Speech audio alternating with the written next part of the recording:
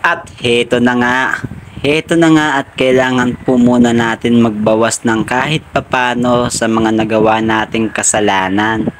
Heto at magbabawas tayo ng pagkakasala natin sa ating kinikilalang Diyos. At magpapasalamat na rin tayo doon sa mga blessing na natatanggap natin sa araw-araw.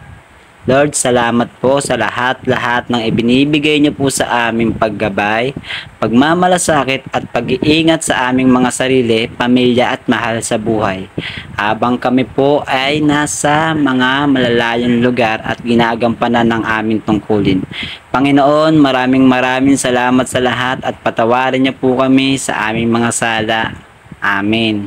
At sa mga hindi po nakakaalam, ito po yung Pasig Simbahan. Dito po yan sa Pasig City, Barangay Kapasigan. Ito nga pala yung pinakamalaking simbahan sa Pasig. Siyempre may orasan din dito bilang paalala sa lahat ng mga taong nagsisimba at nakakakita ng orasan. At naisipan ko na nga rin lumapit dyan para mas marinig po natin yung sasabihin ni Father. Manalangin tayo. Magmagandang nawa at walang mali, ang liwanag sa hatid ng maling pagkabuhay ni Kristo. Sa mga kapatid nating yamang na, at tatagilan tayo sa buhay na walang hanggan, manalangin tayo. Sa ilang sandali lang na kailangan, at ating panalangin ang patang mga pangangailangan ng ating pamayanan at magiging ang ating pansarili ng kahilingan. Manalangin tayo. Mama, Pedro lagi Rayas, ganda ng San Pedro, at ang Mama Lili, ikaw po, nabiyan na namin, pagpapulubi, isayasan, pagpapayan, pinalutiniwan, gusto naman po, kapagapin po, magpapapap sa walang pagkakas. Sa lupa, pangalan ko sa bigyan mo kami ngayon ng aming mga sa araw at patawarin mo kami sa aming pagkasalan para na ipatawad namin sa nagpapasala sa amin. At huwag kami ipahintulot sa gusto. Kaya mo kami sa amin. Tingnan mo niya sa ating sama.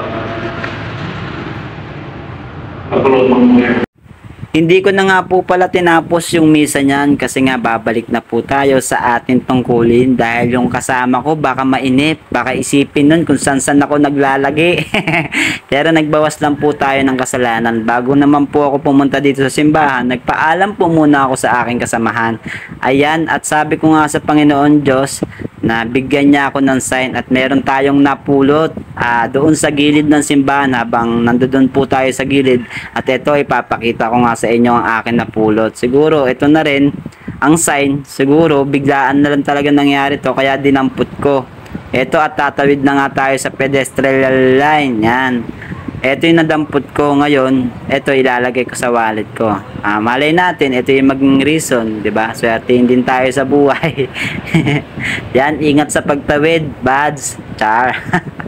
At nandito na nga po tayo kasi malapit lang po ang Pasig Simbahan dito sa may area natin dito sa Pariang Creek, kaya naisipan ko na rin po talagang magbawas ng kasalanan at dumaan dito para kahit papaano makapagmisa at magpasalamat tayo sa araw-araw na blessing na natatanggap natin. Yun lang, at eto sa mga hindi nakakaalam, napakaganda po na itong simbahan na to at malapit na po yung December, magdadagsa na naman po yung mga tao dito na magsisimbang gabi, natural yan, tsak na tsak. Kaya abangan na naman natin ang panibagong tungkulin sa araw ng simbang gabi. Marami na naman tayong trabaho at gagampanan. Alright, maraming salamat Panginoon ko at maraming salamat sa mga taong naniniwala sa kakalahan ko. Salamat sa suporta. Carl TV po.